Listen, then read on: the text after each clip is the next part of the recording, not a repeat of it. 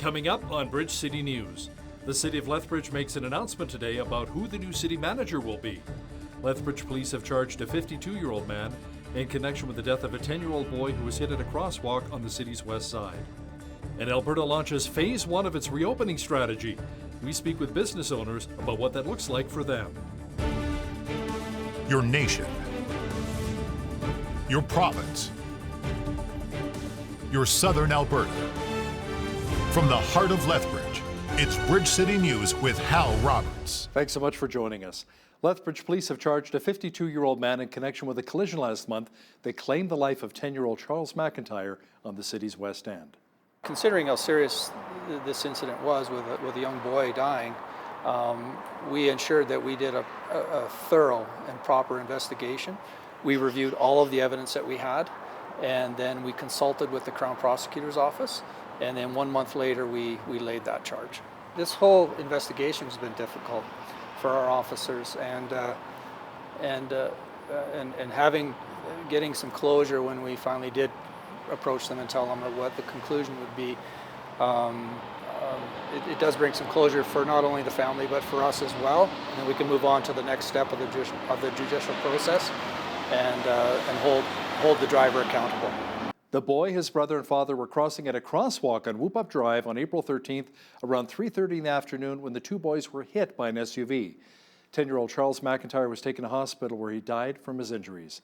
His 9-year-old brother also suffered injuries but survived. The boy's father was not hurt. The driver of the SUV, Neil Martin Scote, is scheduled to appear in court on August the 11th.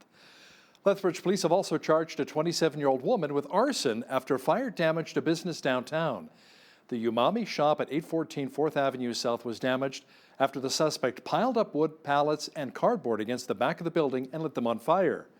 Mary Leroy Parks of Lethbridge is charged with arson and possession of a controlled substance. She's in custody awaiting a bail hearing. The City of Lethbridge has a new city manager. A former member of the Canadian Armed Forces, Craig Dalton, comes to Lethbridge from working in Victoria, Prince Edward Island as their Veterans Ombudsman. Mayor Chris Spearman says the position will have some challenges. There certainly are challenges as we recover from the pandemic situation, but I think Mr. Dalton has the right background. In his service with the province of New Brunswick, the portfolios that he had to administer are ones which are ideally suited for our situation right now. Dalton's first day will be on May the 19th. Some facilities and services will be open for business in Lethbridge once again. The Alberta government began Phase 1 of its relaunch strategy. BCN's Ainsley O'Reilly explains how the City of Lethbridge is adapting to those changes. Alberta's Premier Jason Kenney said Wednesday that he believes some people think reopening the economy is moving too fast, while for others it's moving too slow. The City of Lethbridge will be opening some things, but for others, restrictions are still in place. Playgrounds and picnic shelters are still prohibited, even though the provincial government has given them the green light. Director of Emergency Management and Fire Chief Mark Rathwell says Lethbridge has analyzed the risks and isn't prepared to open those just yet. Even though the province has identified that these could be opened, they also made it very clear that they don't have to open at this time. We're still in the process of developing plans and mitigation strategies for those. Activities and spaces such as disc golf, dog parks, tennis, community gardens, skate parks, mountain biking, horseshoeing, and lawn bowling have all reopened. Folks want to get together and reconnect, and a lot of these amenities that have been opened are truly about social gathering, and we want to make sure folks remind themselves continually about safe practices, that they don't get into groups larger than 15, and that they keep their 2-meter separation. Even as we come out of this pandemic, through this recovery process, we have to be prudent and we have to be careful, make sure that we're protecting each other. For Bridge City News, I'm Ainsley O'Reilly. Park Place Mall will also be opening its doors, with more than 20 confirmed business owners saying that they're now open to the public. As Micah Quinn explains, 2 businesses are excited about the relaunch, but they're not exactly sure what to expect because of the restrictions from COVID-19. Today marked the reopening of Park Place Mall after it was revealed by the Alberta government in Stage 1 that stores in the malls could reopen. Jeannie Kuno is the owner of the Bomb Bar, and she says she's happy that she's finally able to reopen to the public. I'm super excited. I'm glad we're open and I'm glad we're back. I'm ready to have some type of normalcy back into my retail world here. I'm also a little nervous though. So I'm nervous that the people may not come, that there's still a few people out there that maybe aren't ready to come in and shop. Because of the COVID-19 pandemic, Kuno says it was devastating to have to close their doors. It's something that I've poured my heart into, and of course I want people to come. So yeah, it's not been easy. The Boutique of Leathers, an open road store, is reopening as well. Jessica Zilke is a sales associate, and she says that it's nice to finally be able to get back to work. Doing all right. I'm happy to be back. We're a little bored at home. Not too worried. We have enough safety measures that it shouldn't be a problem. Zilke also says the company was nervous to come back, but that they do have proper measures in place to ensure the store stays safe. Pretty tough. It's pretty hard anytime you have to close.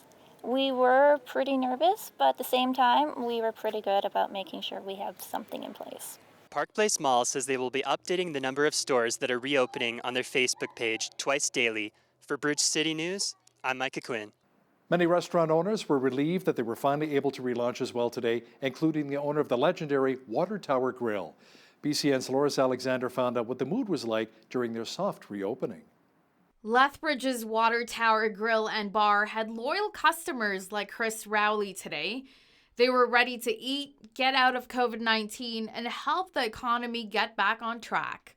Celebrating late Mother's Day and spending time with family, which we haven't gotten to do in a while. So, owner Ram Canal says he's excited to be reopening his other establishments as well this week. It's great. It's excited. A little scary. I don't know how many customers are going to show up, but so far it's good. We have got new hires because most of the employed, those who were part-timers, they moved away, so we couldn't get them back.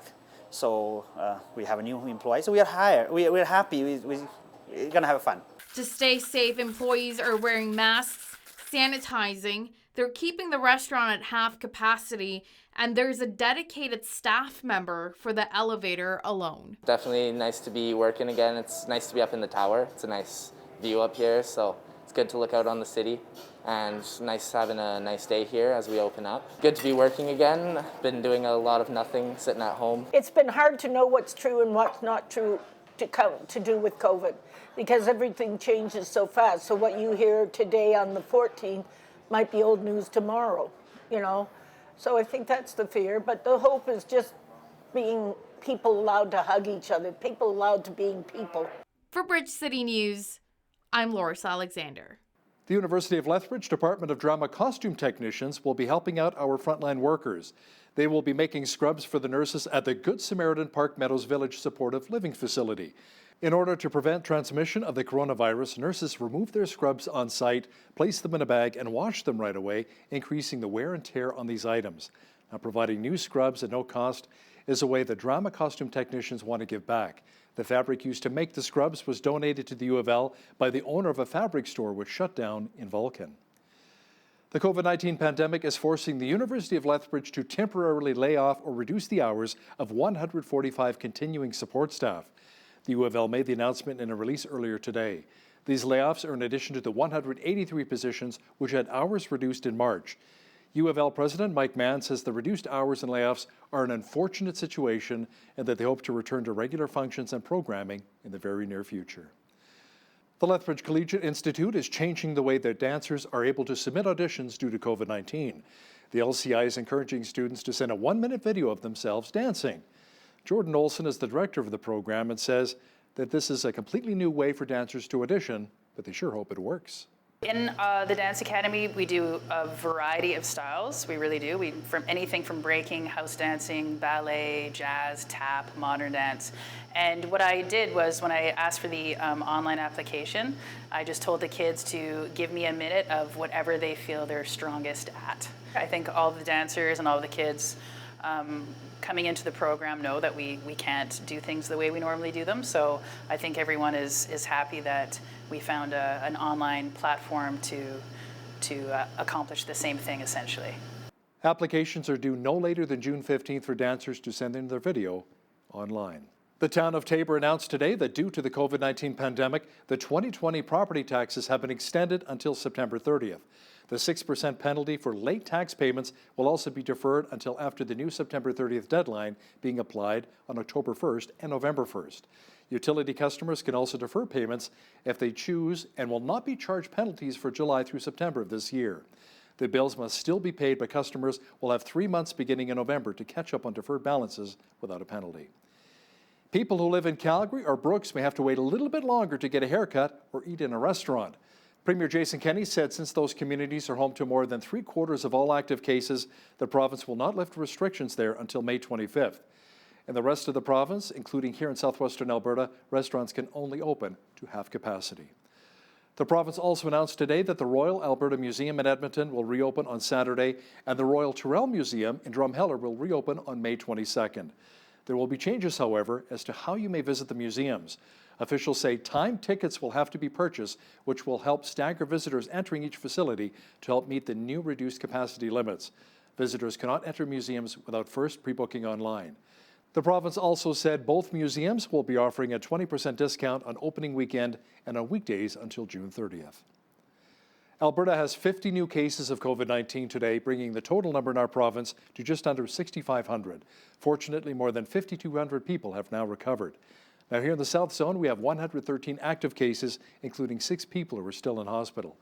Our province's Chief Medical Officer of Health, Dr. Dean Henshaw, says 2 supportive living facilities in Brooks, Aged Care Sunrise Gardens and Orchard Manor, have been impacted by COVID-19, as has JBS Foods and the McDonald's in Brooks. Dr. Henshaw says it's good that our province is relaunching its economy, but it will be much more of a challenge in Brooks and Calgary, where so many active cases still exist. As I drove into the office this morning, I could see signs of preparation for business resumption today.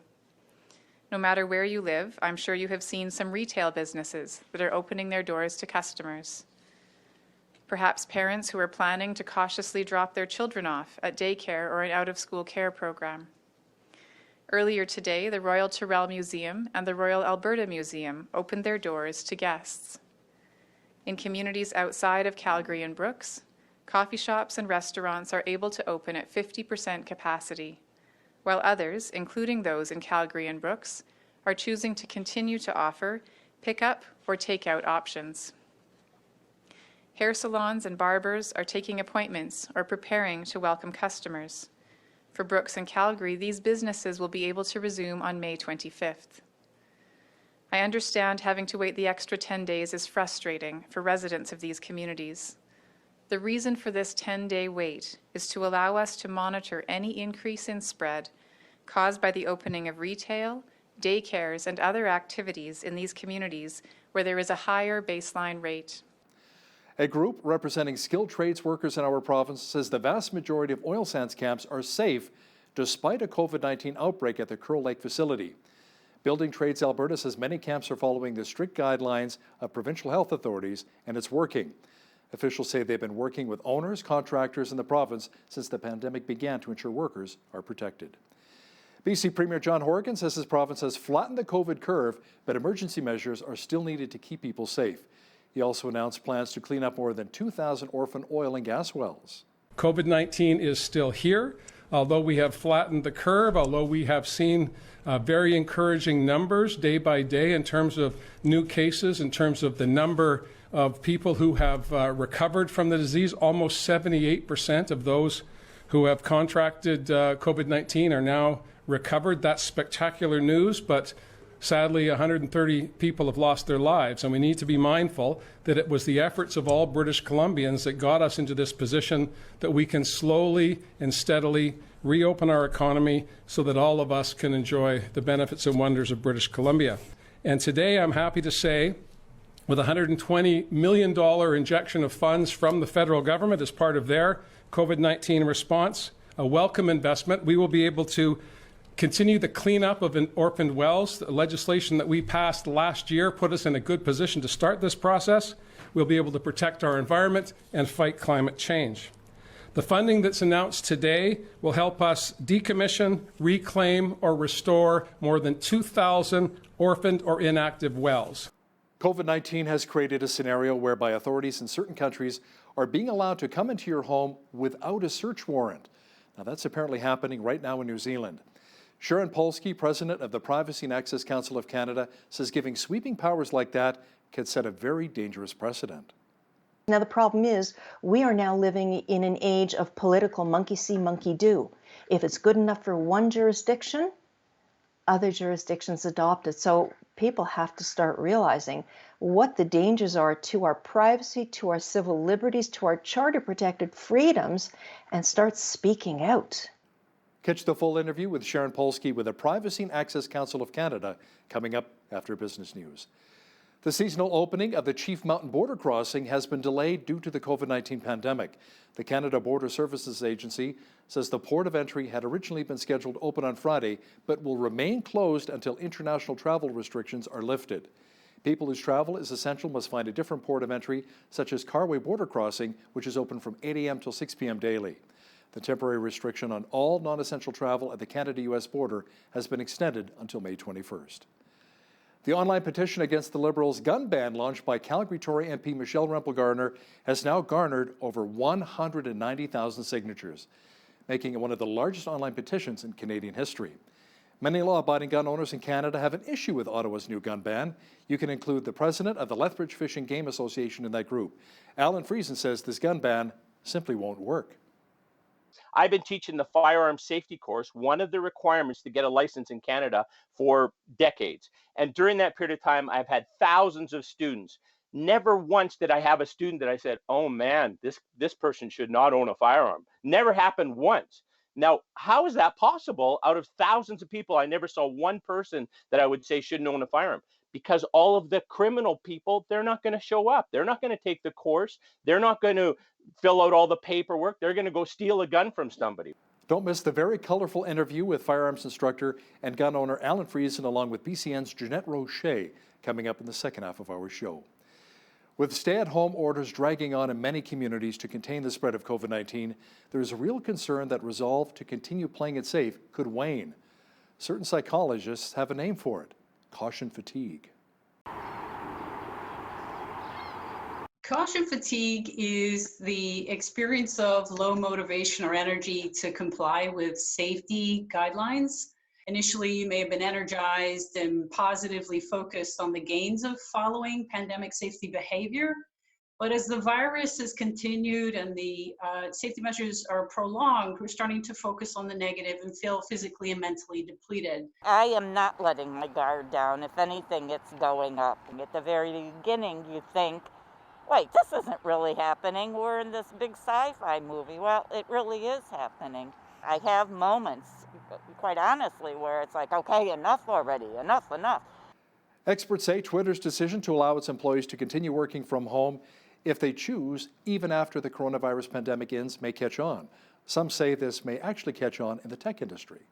I'm surprised that they hadn't done this before because technology existed for many years, and if you do computer-based work, it is exactly the same if you work in an office or if you work from Pete's Coffee, from any coffee shop, or from home. So I think that COVID brought a massive acceleration, culturally wise, much more than technology wise, to help us change our minds and realize that we can do many things that before we didn't know that they were even possible. They can save on food, they can save in transportation. So this is something that it works for the environment, it works for the company, it works for people. 4 brush fires burning around 400 acres or 162 hectares shut down a large section of highway in southwestern Florida today.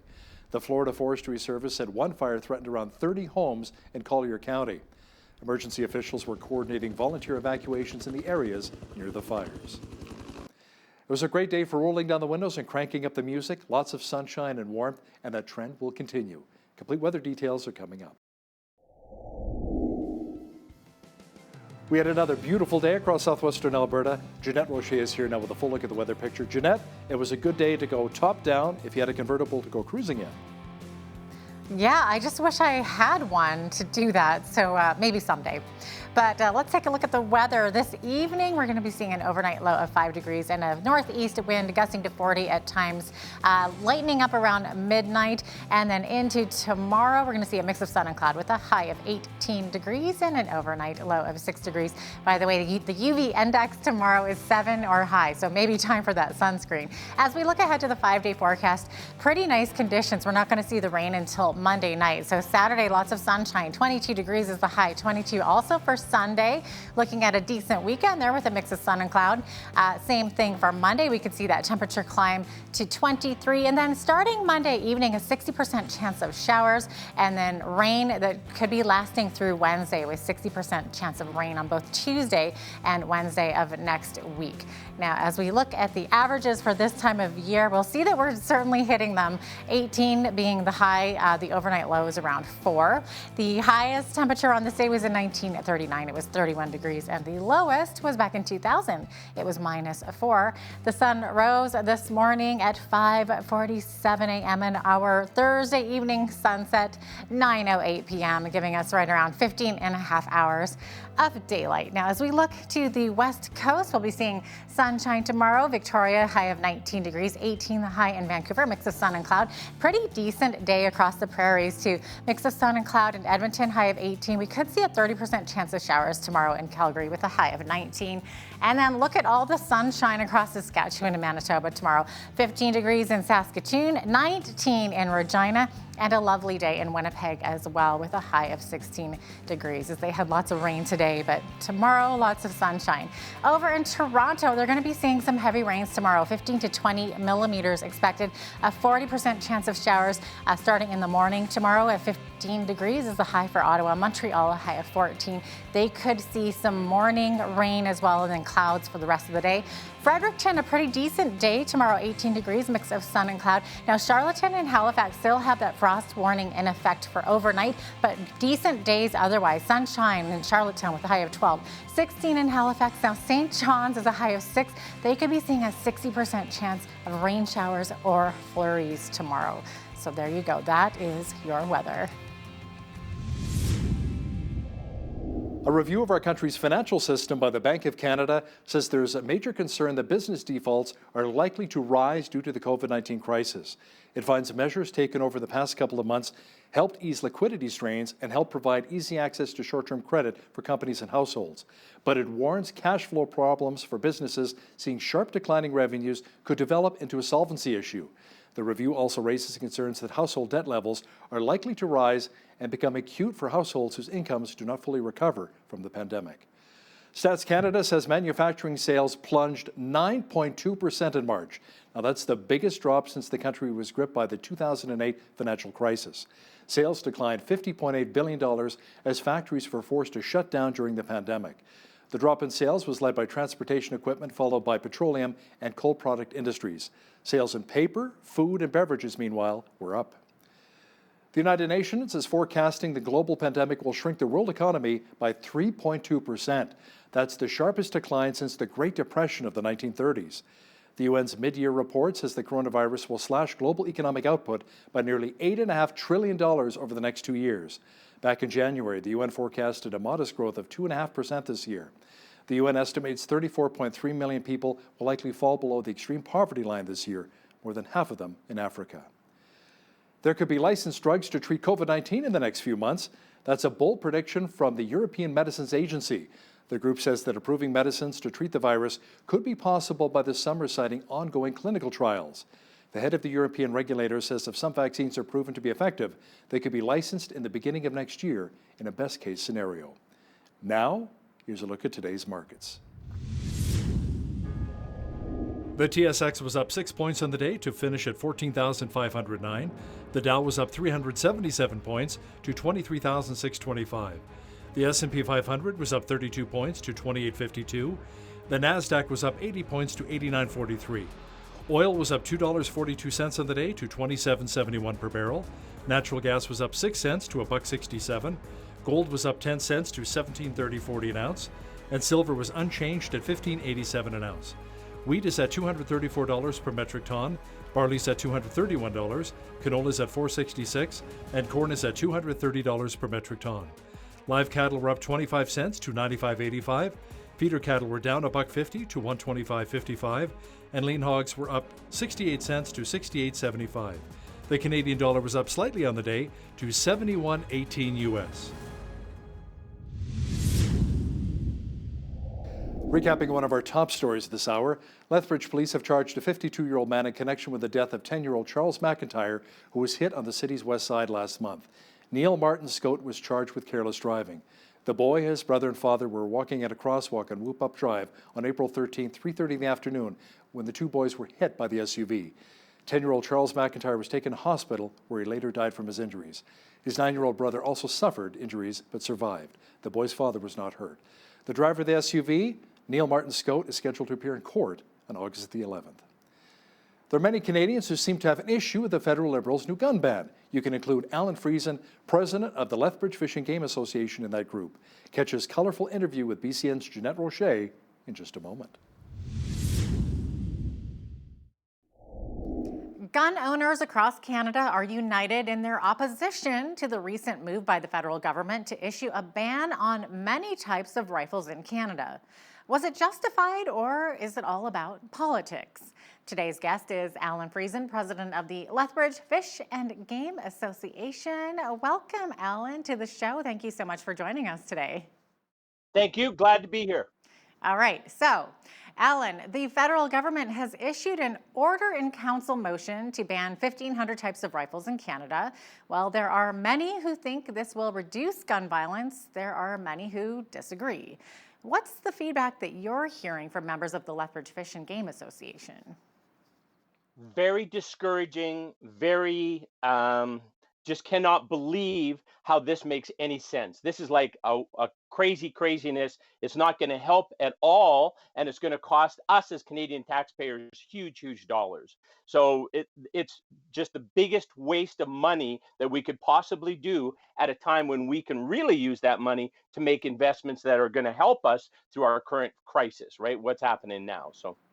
Interesting point. So obviously the hope, I guess, is that this gun ban will reduce gun violence. Now, I'm sure it will stop legal gun owners, farmers, ranchers, hunters, sports shooters, from owning the kinds of guns that they have safely owned for decades. But how would a criminal, say a gang member, view this gun ban? Would it stop them from getting a gun? Yeah, not in any way. All this is doing is further compounding the rules, and the legitimate firearm owners like myself have no problem complying with the rules and purchasing equipment that we could legally purchase in the past. To change the rules now and say, oh, you bought that legally, you've owned it for 20 years, but now we're going to take it away from you because obviously you can't be responsible with it. 20 years I've had it and everything was proper. So where's the problem?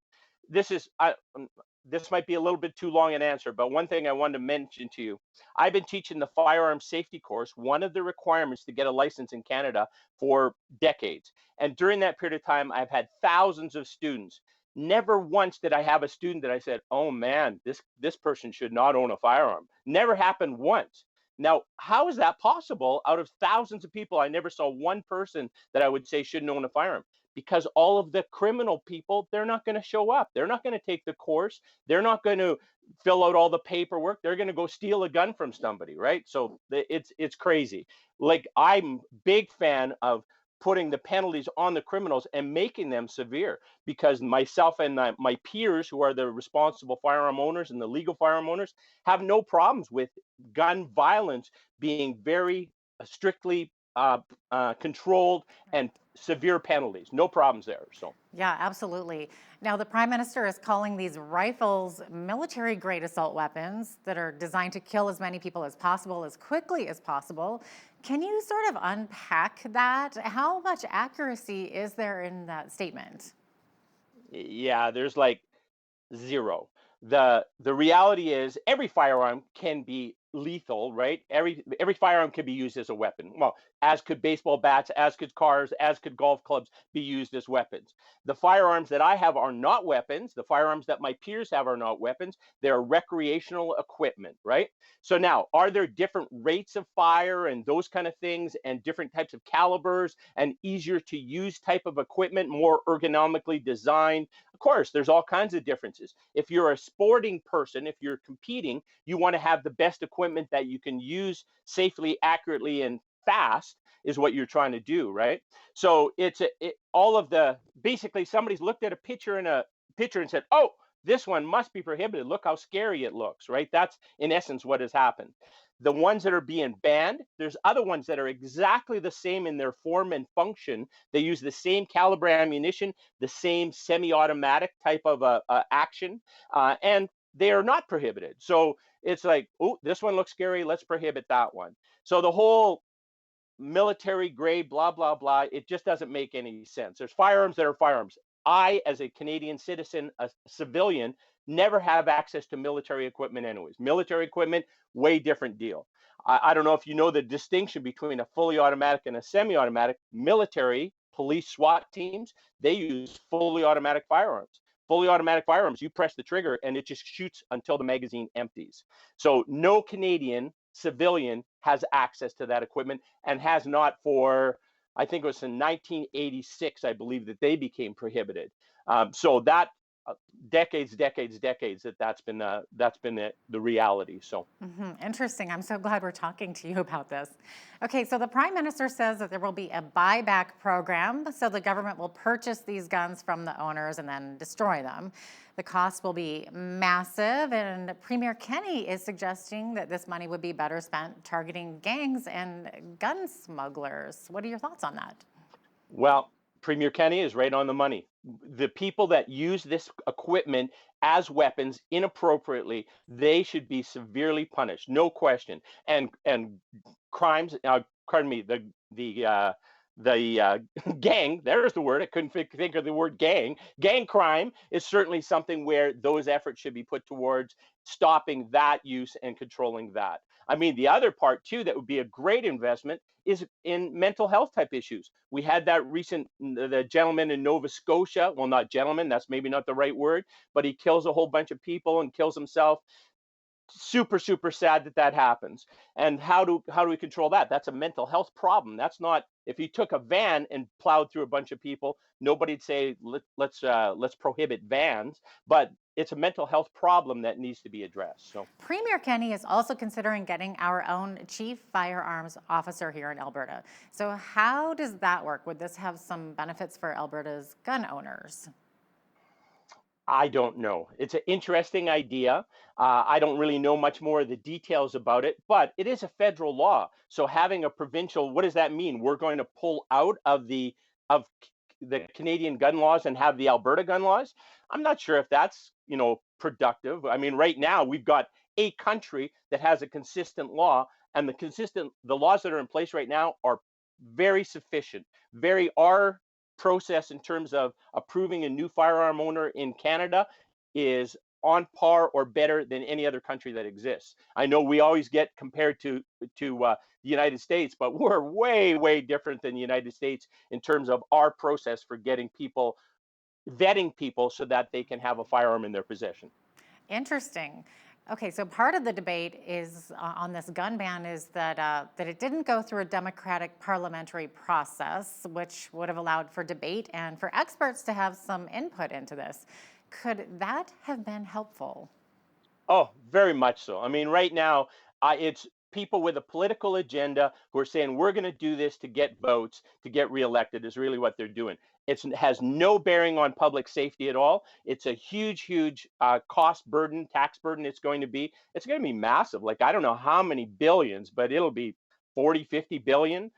It'll be crazy. And unfortunately, there's going to be people who are legal firearm owners today who think it's unfair. I'm not one of them, but think it's unfair and will not abide by that law because they think that law is unfair. Then they become a criminal. So instead of reducing criminal activity, we're going to increase criminal activity, right? Not that they're going to use the firearms inappropriately, but they're just saying, I spent $5,000 for this piece of equipment. I am not going to accept $500 when I legally bought it 10 years ago, 15 years ago, 20 years ago. So Right, and it's a fair argument, right?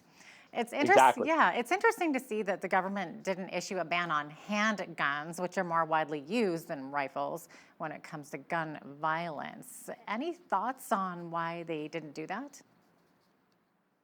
Oh, that's the next phase, right? I mean, basically what they're trying to do is as much as possible divide the firearm owning community and say, oh, okay, well, there's not many people here, so we'll take their stuff. And then when that's then that part is the furor has died down. Oh, then we're going to take these. The furor. I like that. Furor. I don't know why I use that word. But anyways, furor and no. So anyways, that's once that dies down, then it'll be the next ones, and then it'll be the next ones. And also the gun legislation, if you look at it closely, what they're proposing right now also would prohibit 12 gauge shotguns. 12 gauge shotguns, every farm in the country has a 12 gauge shotgun. And then the RCMP say, oh, well, yeah, don't worry about that. We wouldn't use that. Even though it's in the legislation, we wouldn't use it. Okay, so if we do get to that next stage where they do put a ban on handguns, would a handgun ban do anything to reduce gun violence, in your opinion? No. I'm a handgun owner. I have several handguns, right? And they're different pieces of equipment for different sports. And I bought them legally, and I got a permit to transfer them to my house. I have a permit to take them to the shooting range. That's how regulated they are. Anybody who's not doing that, as a criminal would be, as a gang member would be, that they're stealing guns and then using them to rob people or those kind of things, they aren't following those rules anyway. So again, it's going to compound or take away property from responsible Canadian law-abiding citizens, and the criminals are still going to have the guns, right? It's not going to save anything that way. The severe penalties on the criminals are really where that money needs to be spent to make a difference in public safety. Yeah, and we often hear people say that it's too easy for someone to get a gun license in Canada, that our gun laws are too lax. How accurate is that? Can anyone get a license, or is there a strict process already in place? So let's say you decided you were going to be a firearm owner, right? You would, one, take a course, and then, or take two courses perhaps. One, there's a course for the non-restricted firearms, which are rifles, shotguns of normal length. And then there's another one for restricted firearms, which are rifle shotguns that are shorter in their overall length, shorter in their barrel length, and handguns that are of normal length. Those are in the restricted thing. So let's say you were going to be a target shooter, you take the non-restricted course, you take the restricted course, you'd apply for a possession and acquisition license. When you apply for the possession acquisition license, you're going to provide references, you're going to answer questions about your mental stability, your marital relationships. Then when you apply, they're going to check your references. They're going to get you a license if you meet the qualifications. And then after you have that, if you're going to go, let's say, to the shooting range to use it, their shooting sports facility, they often have another course. Like we have a course here in Lethbridge. It's called the range officer course. So, okay, if you're coming here, these are the rules, right? And from teaching that firearm safety course, the way that people are taught, every firearm they pick up, the two main things in terms of practical handling is they keep their finger off the trigger and they keep the safest muzzle direction never ever pointed at a person, even if they know the gun is unloaded, right? So it's really straightforward. And then there's the registration process on the restricted firearms. And then there's the authorization to transport, that you have to be a member of a gun club in good standing. And then you also have that you can transport to that range only. You can't just like leave it in your car like they would do in the United States. It's like it's in 3 locks: trigger lock, lock case, unloaded of course, unloaded, trigger lock, lock case, lock trunk of your car. So 3 locks when you transport it down to the shooting range, right? So it's very strictly regulated and reasonably. Like I don't have any problem with that. I would be concerned if it was like the States and I had a loaded gun in my council or something. Like that's how they do it in there, and we don't do it that way. It's very strictly regulated. Oh, wow, it sounds like it. Lots of education to go into it too. Now, you'd mentioned mental health issues earlier. So many of these mass shootings seem to be committed by individuals with some kind of a mental health issue. Do we need stricter ways of vetting gun owners for mental health? Well, that is a good question because when they do the vetting initially, you don't every 5 years you have to reapply, right? So you have to reapply 5 years and you answer the same questions about your mental health and stability and all those kind of things. Now, in the intervening 5 years, can something go wrong and somebody falls off the rails, right? That can happen. They develop some sort of mental illness, that can occur. Now, one thing that does happen as a firearm owner, I know that the police check me every day. As a firearm owner, I'm at a higher standard of care. So every day the police check me to see if I've had any criminal activity because I'm a firearm owner, or any reported, anything like that is what they do for all firearm owners across Canada. So they are trying to monitor it that way. But somebody like the person in Nova Scotia did not have any license, did not acquired a firearm illegally, used it illegally, obviously, and used it as a weapon. So they do those things all the time, those checks. So what other things what other precautions could be made? I'm not too sure. So yeah, mental health though is definitely where those dollars right now, our country is having an epidemic of mental health concerns, right? And like that, my day job is involved with getting people resources to help them with that. And those are services that are used extensively because they need to be. People are challenged right now, of course, right? So Yeah, absolutely. Thank you so much, Alan, for being on our show. It's been very, very enlightening and interesting to have you on. Thank you so much. It was a pleasure. That is Alan Friesen, president of the Lethbridge Fish and Game Association.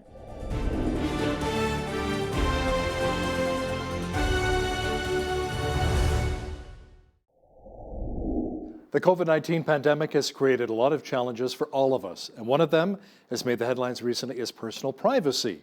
The government would like to keep track of where we are going to ensure that they can trace those who come into contact with the virus. Should we trust government tracing apps?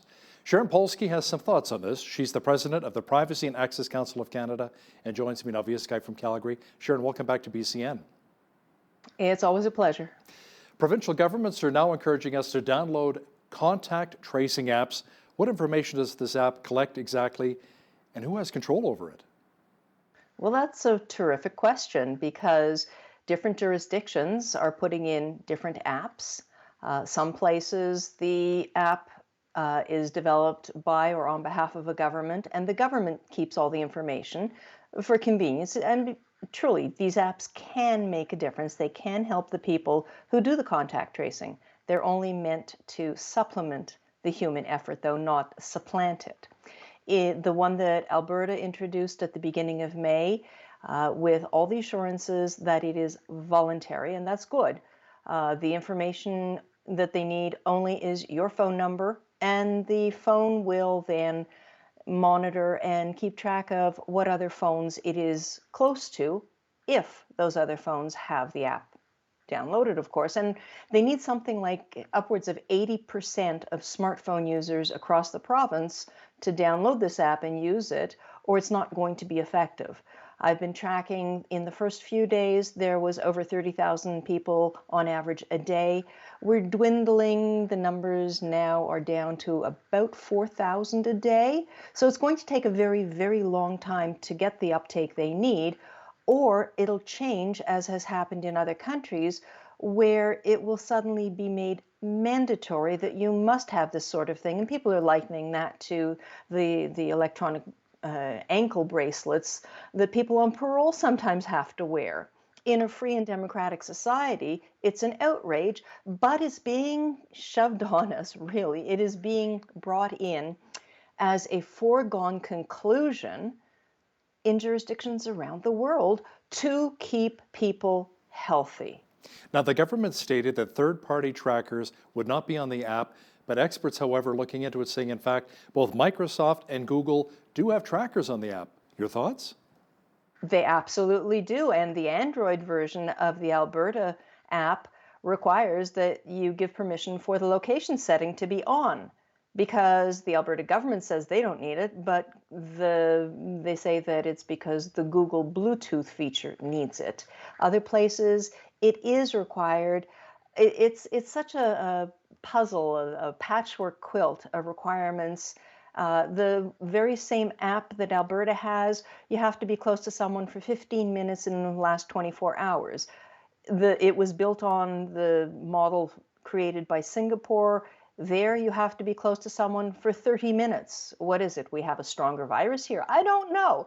It keeps going though, and it's not just the government that's tracking. It is so many technology companies that are actually marketing and location tracking companies that are rebranding and selling their technology as a contact tracer for COVID.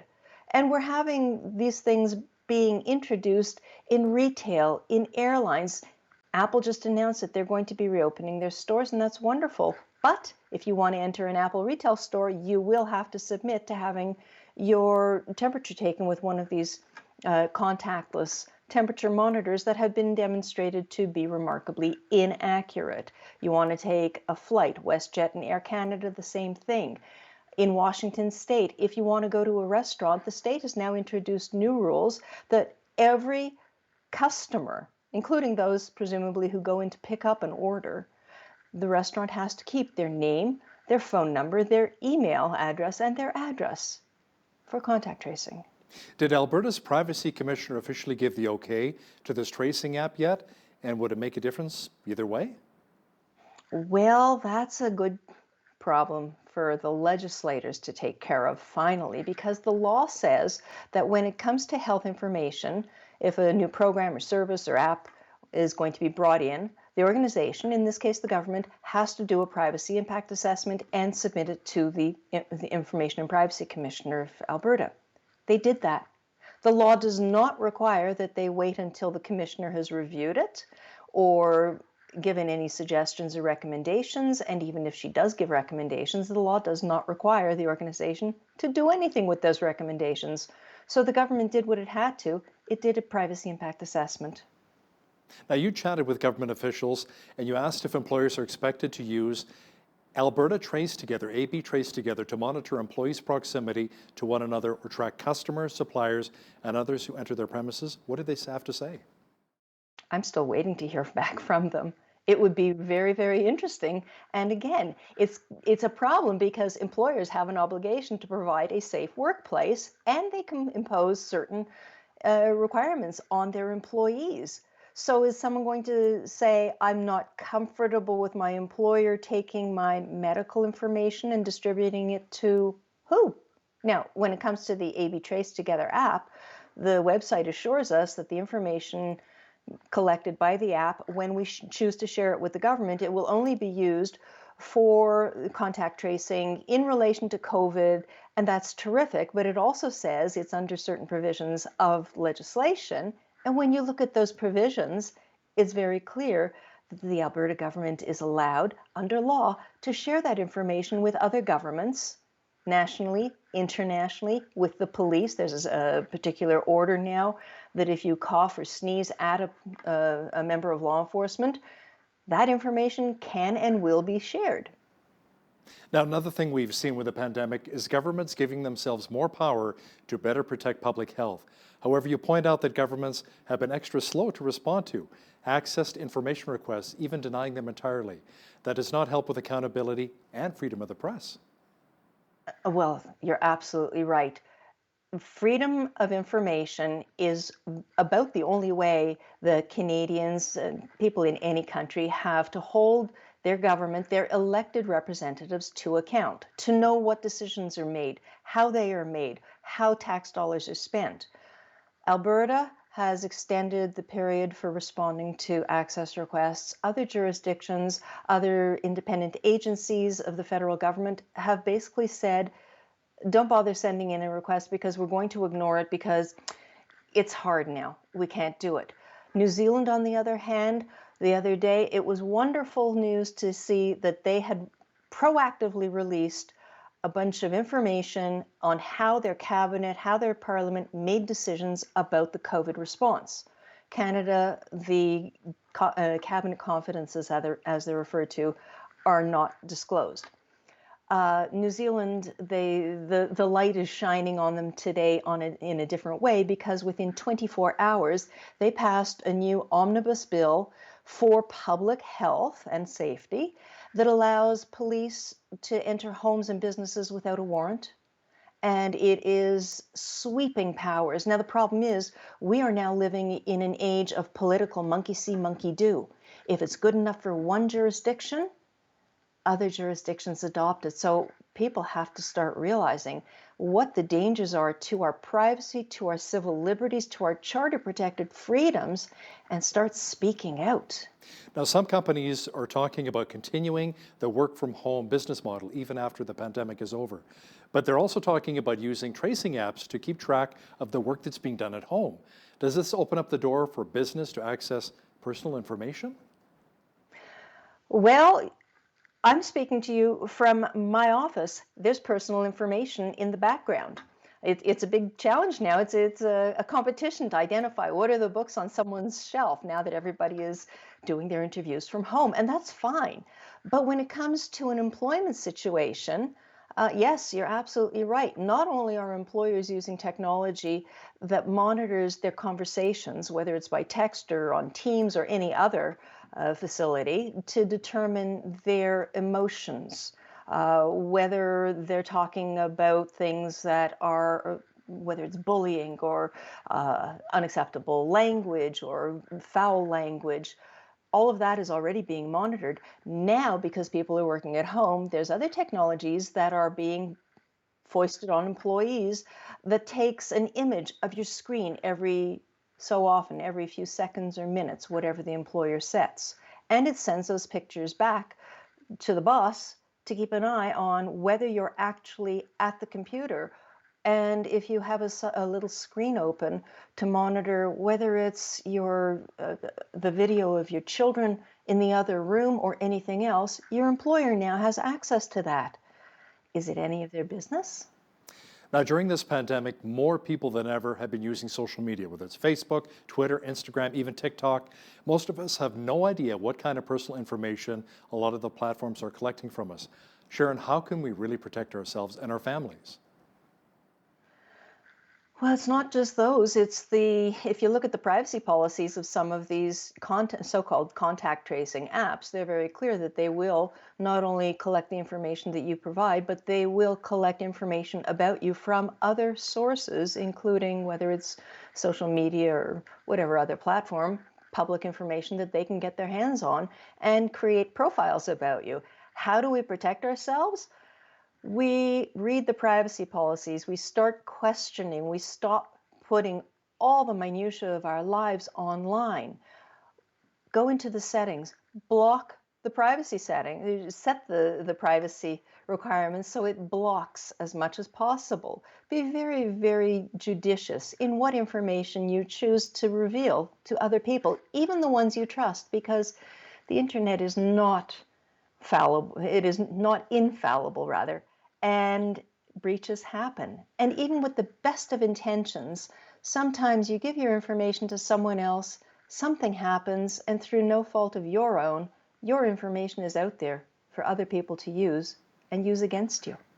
Do you think it's entirely possible that we could see governments use the pandemic as an excuse to continue certain restrictions and surveillance practices to exercise even more control over the public? I think we've already seen that. Certainly after 9/11, it was a horrible, tragic event that changed the world. Well, at the beginning of March of 2020, there was another event. It was the WHO declaring a global pandemic. And after 9/11, the Patriot Act came in as a temporary measure to guard against terrorism. Now we have all sorts of other measures being put in place that are also being called temporary, and a great many of them can be renewed temporarily and temporarily. And all we have to do is look back in our own history. The temporary Income Tax Act from 1917 is still with us, temporarily. Sharon, how can we really protect our children from sexual predators who are at home right now? They're visiting a lot of these websites and going after our kids. We have to have the conversations with our children, and not to try and scare them, It's very easy to say, put it in personal terms. When I was a kid, I could go out and play in the street. It wasn't a problem. Everybody in the neighborhood knew me and I knew them. But when it's online and it's a picture, you don't know whose picture it really is, and they can say what they want. It's easy to fool you. You know who grandma is because you've met grandma. If it's someone else, you don't know who it is. So we've got to have these conversations to educate the children. And you know what? Before we educate our children, a lot of adults have to educate themselves too. And how about monitoring our kids' online behaviors? Although some children may not agree with that. It's, as the government is doing with us, it's for our own protection. The bigger challenge I find in all of this is the education tech sector, where because kids are going to school now online, there's so many tech companies that have given their technology to school boards and said, here, use this. You'll be able to be in touch with your students. You'll be able to monitor if little Susie or little Johnny is actually doing their homework. You'll be able to monitor what they're saying on their text and their messaging that has nothing to do with school. But they're infiltrating people's personal lives. There is pushback in some areas, whether it's wonderful to see. Near Washington, D.C., there's a school where most of the student population is the children of CIA agents and government agents. They were able to negotiate that none of the technology used in school will follow anything about the children. Others who don't have the same clout, their kids are subject to all of this, and the school boards are a problem because whoever's doing the procurement there, if they don't understand the privacy implications, they're left at the mercy of whatever the vendor says, as look at all these wonderful benefits, the cost saving, it's great, we have all the security, and then that is imposed on the parents, and what choice do they have? They have to consent so that their children can actually follow the lessons. It's coercive. Parents need to educate themselves and speak up and push back against the school boards, against the government, against so many organizations that are imposing these things on us for our own good. Yeah, bottom line is we have to protect our families. Sharon Polsky, President of the Privacy and Access Council of Canada, thanks so much for your insight once again today. Thank you for your interest. This is important. On behalf of all of us here at Bridge City News, I'm Hal Roberts. God bless, and thanks so much for watching.